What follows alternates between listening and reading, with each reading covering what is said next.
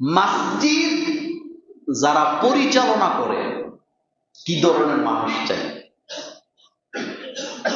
মসজিদ কমিটি কেমন হবে, এই কমিটির ধারণাটা কি ধরনের লোকেরা মসজিদ কমিটির সভাপতি, সেক্রেটারি, মোতোয়াল্লি, ক্যাশিয়ার হবেন। যেহেতু ঘরটা আল্লাহ, মসজিদ কার ঘর?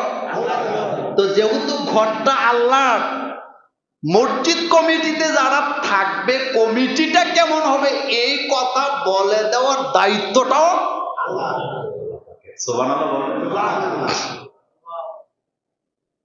এবার শোনেন, ব্যাখ্যা করব না, সোজাসুজি বলে দেই।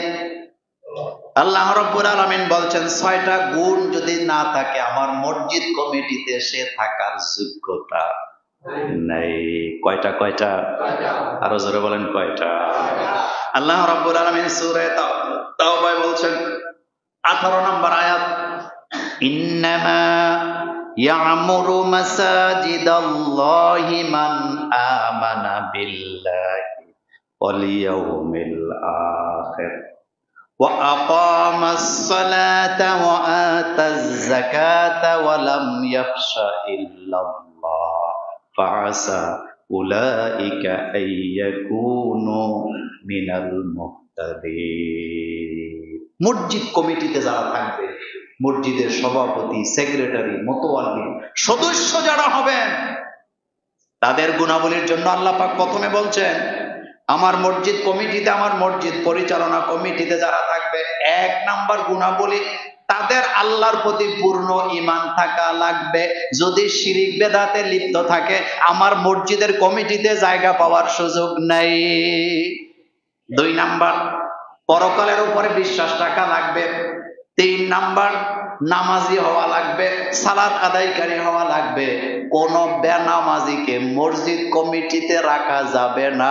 এটা মোল্লার কথা না, আল্লাহর কথা। 4 নাম্বার যারা যাকাত দেয়। 5 নাম্বার যারা আল্লাহ ছাড়া কাউকে ভয় পায় না, তারাই মসজিদের মোতোয়াল্লি, সভাপতি, সেক্রেটারি হবে।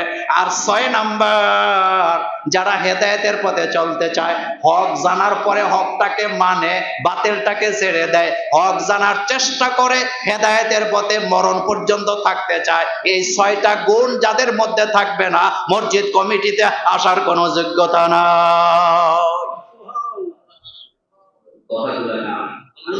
কথাগুলা কার? অনেকের কাছে মজা লাগবে না এই কথাগুলো, আমি জানি, কিন্তু কথা তো আমার নয়, আল্লাহ পাক